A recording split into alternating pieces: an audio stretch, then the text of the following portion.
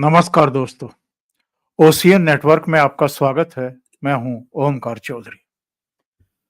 बिहार में करारी हार के बाद तीन चेहरों पर सबकी निगाहें थी। तेजस्वी यादव, प्रशांत किशोर और राहुल गांधी। तीनों के बयान सामने आ चुके हैं, इसलिए आकलन करना जरा आसान हो जाएगा कि कौन इन नतीजों को किस तरह ले रहा है। पहले जरा प्रशांत किशोर की बात कर लें। जनसुराज पार्टी बनाई, पिछले ढाई तीन साल से बिहार में घूम रहे थे, गांव गली तक गए, लोगों से संपर्क किया, बिहार को जानने समझने की कोशिश की, मुद्दों की लिस्ट बनाई, उसके बाद उनको मीडिया में लेकर के गए और जब चुनाव लड़ा तो फिर उनको पूरी जनता के सामने रखा, मीडिया के भी सामने रखा। मीडिया पर यह आरोप है कि उन्होंने प्रशांत किशोर को, क्योंकि उनका अतीत एक रणनीतिकार के तौर पर था और उस समय भी वो खास तौर से जो नेशनल मीडिया है, सो कॉल्ड नेशनल मीडिया है, उसके दुलारे थे।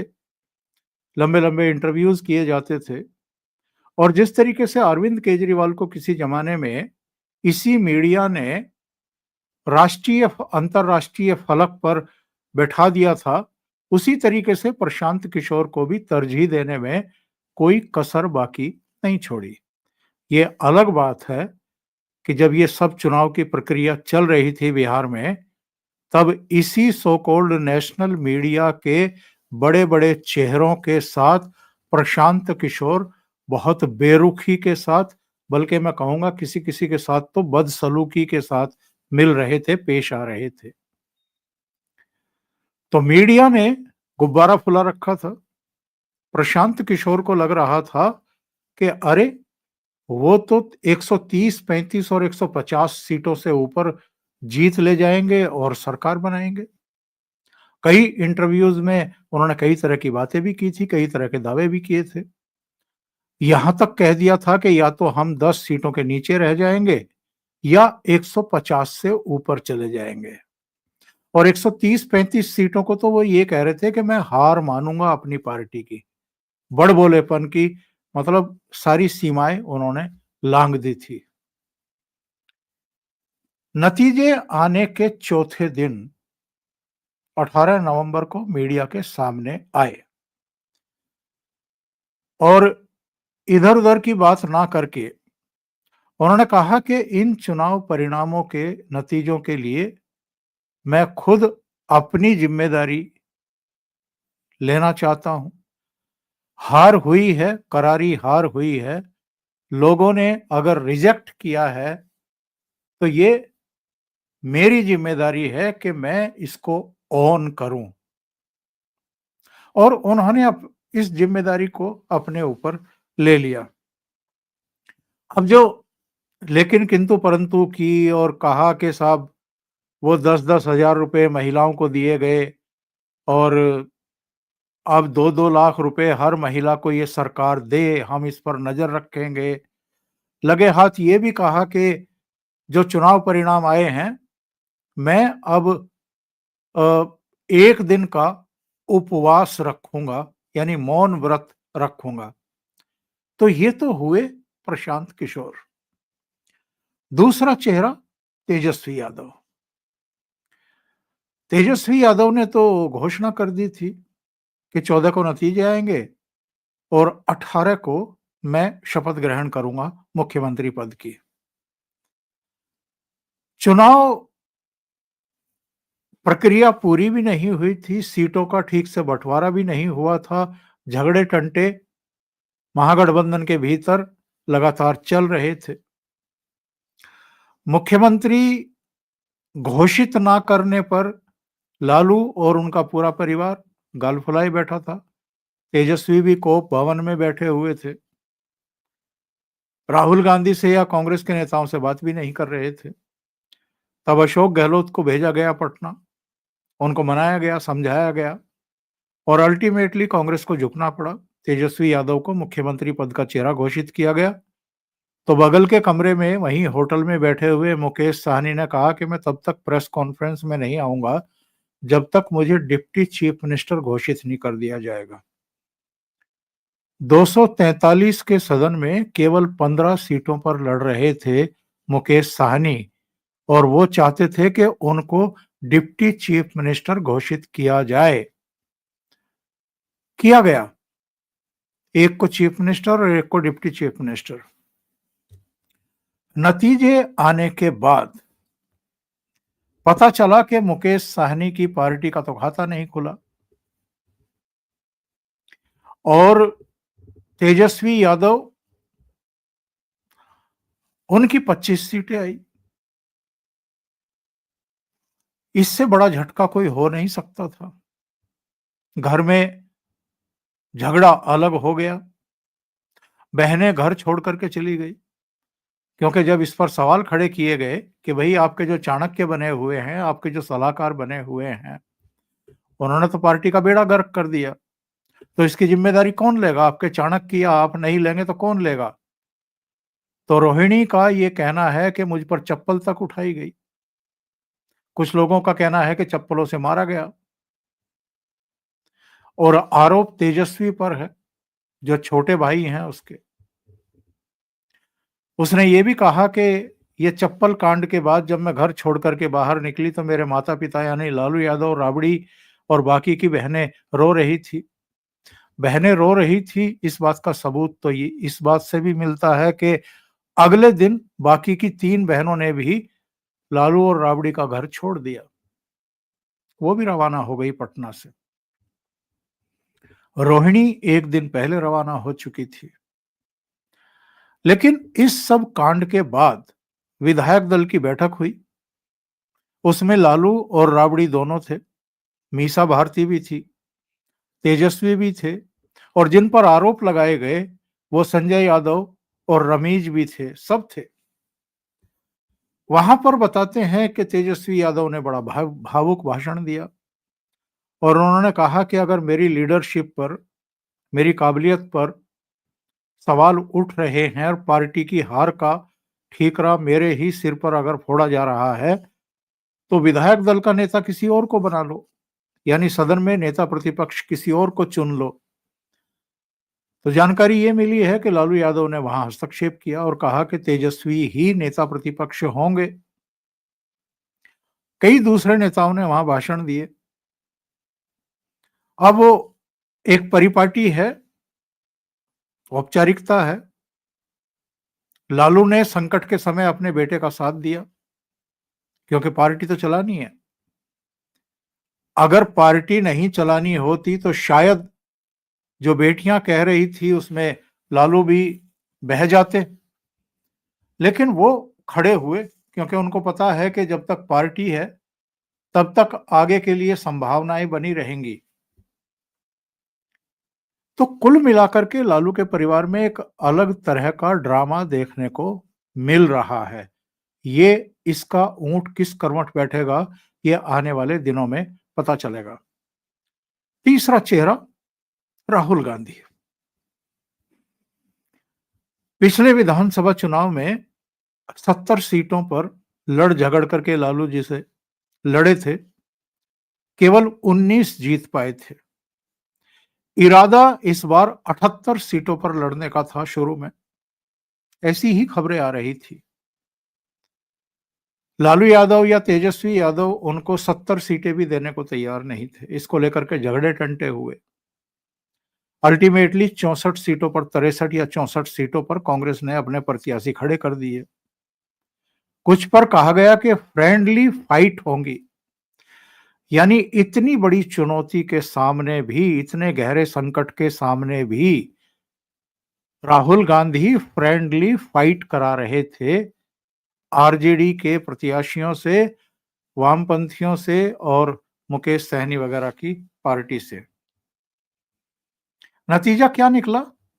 63-64 सीटों पर लड़ने के बावजूद कांग्रेस केवल 6 सीटों पर सिमट गई। केवल 6 सीटों पर।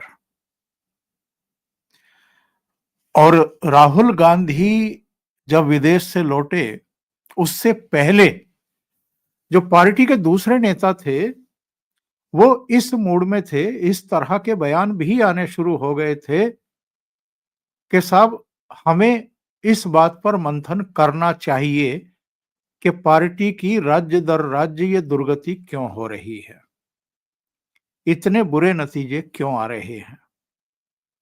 अब ये तो सबको पता है कि बुरे नतीजे क्यों आ रहे हैं,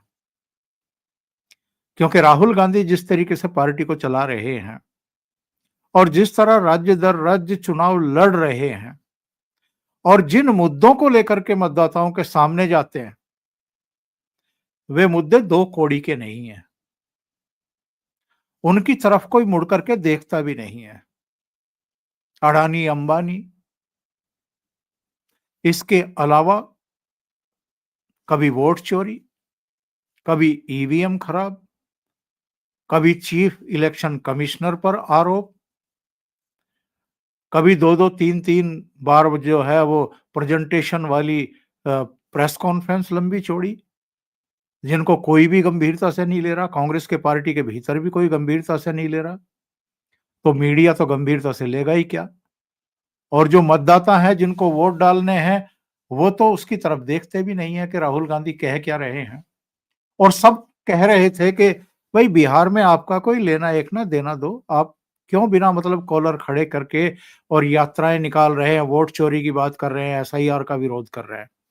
और एसआईआर का विरोध करना कितना आत्मघाती साबित हुआ, ये अगर अभी भी ये बाज नहीं आ रहे हैं, उस पर मंथन चिंतन नहीं कर रहे हैं, तो इसका मतलब ये है कि राहुल गांधी ने बाकी सब नेताओं की सुननी बंद कर रखी है और पूरी तरीके से अपनी मनमानी पर उतारू हैं, कांग्रेस पार्टी को डुबाने पर उतारू हैं।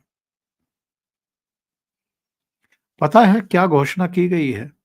केसी वेणुगोपाल ने कहा कि साहब समीक्षा बैठक हुई है मल्लिकार्जुन खड़गे के घर पर, और उसमें यह तय किया गया है कि दिसंबर के पहले सप्ताह में दिल्ली के रामलीला मैदान में एक विशाल रैली की जाएगी एसआईआर के विरोध में। और इस बैठक में यह भी कहा गया कि मुख्य चुनाव आयुक्त नरेंद्र मोदी को सपोर्ट कर रहे हैं, बीजेपी को सपोर्ट कर रहे हैं, इसलिए बिहार में ये नतीजे आए हैं। कर लो बात। यानी परनाला वहीं पड़ेगा। राहुल गांधी का सिर बचाने के लिए कांग्रेस पार्टी के इनके सलाहकार लगातार गलत बयानी कर रहे हैं, कभी चुनाव आयोग पर, कभी ईवीएम पर, कभी भारतीय जनता पार्टी के पूरे तंत्र पर, कभी उनके पूरे परिश्रम पर, कभी उनकी जो योजना रहती है बूथ लेवल से लेकर के टॉप लीडरशिप तक जिस तरीके से वो जुटते हैं, संघ परिवार जिस तरीके से जुट रहा है अब राज्य दर राज्य, हरियाणा में, महाराष्ट्र में, दिल्ली में, बिहार में जिस तरीके से काम किया गया है संघ के द्वारा, उस सब पर इनका ध्यान नहीं जाएगा। जिस समय राहुल गांधी को, प्रियंका को और कांग्रेस के दूसरे नेताओं को प्रधानमंत्री नरेंद्र मोदी, अमित शाह और भारतीय जनता पार्टी के 6-7 मुख्यमंत्री और पूरी लीडरशिप उनकी तरह बिहार में जुटना चाहिए था, मतदाताओं को कन्विंस करना चाहिए था, ऐसे मुद्दे लाने चाहिए थे जिनसे नीतीश के नेतृत्व वाली सरकार पर सवाल खड़े होते, ये वहां राज्य के मुद्दों को उठाने के बजाय विदेशों में घूम रहे थे, पहले मलेशिया में, उसके बाद लैटिन अमेरिका के देशों में, और वहां से फिर ये कहां गायब रहे 10-15 दिन, किसी को पता नहीं। यानी जो 15-16 दिन की यात्रा इन्होंने निकाली थी बिहार, वोट यात्रा करके, अधिकार यात्रा करके, उसके तुरंत बाद ये मलेशिया चले गए, उसके बाद लौटे, उपराष्ट्रपति पद का चुनाव था, मतदान था, वहां वोट डाला और उसके बाद ये फिर देश से बाहर चले गए। इसके विपरीत भारतीय जनता पार्टी की पूरी लीडरशिप, पूरा तंत्र बिहार में जान झोंके हुआ था, पूरी ताकत झोंके हुए था। जो समस्याएं आ रही थी उनको निपटा रहा था। बुला करके बात की जा रही थी, कभी कुशवाहा से, कभी चिराग से, कभी जीतन मांझी से, कभी खुद अमित शाह जाकर के मुख्यमंत्री से मिल रहे थे और राहुल गांधी विदेशों में थे। देश में लौटे तो बिहार में जो सीटों का बंटवारा होना था, किन सीटों पर कौन लड़ेगा, कितनी सीटों पर कौन लड़ेगा, जब ये मसले सुलझाए जाने थे, तब भी ये देश में रहते हुए भी उपलब्ध नहीं थे। लालू यादव और उनका परिवार और तेजस्वी यादव सब माथा पकड़े बैठे थे। ये कभी चंडीगढ़, कभी रायबरेली, जातीयता की राजनीति कर रहे थे कि दलित ऑफिसर ने सुसाइड कर लिया खुद को गोली मार करके और हरिओम वाल्मीकि के यहां चले गए, फिर असम चले गए। पहले चरण के मतदान में केवल एक दिन बचा हुआ था, तब ये दिल्ली में थे और इन्होंने अशोक गहलोत को भेजा। तब तो तेजस्वी को मुख्यमंत्री का चेहरा घोषित किया गया और मुकेश साहनी को डिप्टी चीफ मिनिस्टर घोषित किया गया। लेकिन फ्रेंडली फाइट कर रहे थे 10-12 सीटों पर, 14 सीटों पर। और अब जब नतीजा आया है तो कह रहे हैं कि दिल्ली के रामलीला मैदान में एसआईआर के विरोध में एक विशाल रैली करेंगे दिसंबर के पहले सप्ताह में। ये पूरी तरीके से अपनी पार्टी को ही नहीं डुबो रहे हैं, बल्कि इनके साथ जो इनके सहयोगी अलग अलग राज्यों में चुनाव लड़ते हैं, इनके साथ मिलकर के ये उनको भी गहरे भंवर में धकेल करके डुबोने में लगे हुए हैं। अभी के लिए इतना ही। बहुत बहुत धन्यवाद। अगर आपको ये चैनल और इसके कंटेंट पसंद आ रहे हैं तो लाइक करें, कमेंट करें, वीडियो को शेयर भी करें। अभी तक अगर आपने ये चैनल सब्सक्राइब नहीं किया है तो सब्सक्राइब कर लें और साथ में लगे बेल आइकॉन को दबा दें ताकि आगे आने वाले वीडियो और उनके नोटिफिकेशन आप तक पहुंचते रहे। आप अगर चैनल को कंट्रीब्यूट करना चाहते हैं तो नीचे क्यूआर कोड दिया हुआ है, नीचे लिंक भी दिए हुए हैं, वहां जाकर के आप कंट्रीब्यूट कर सकते हैं। बहुत बहुत धन्यवाद। नमस्कार।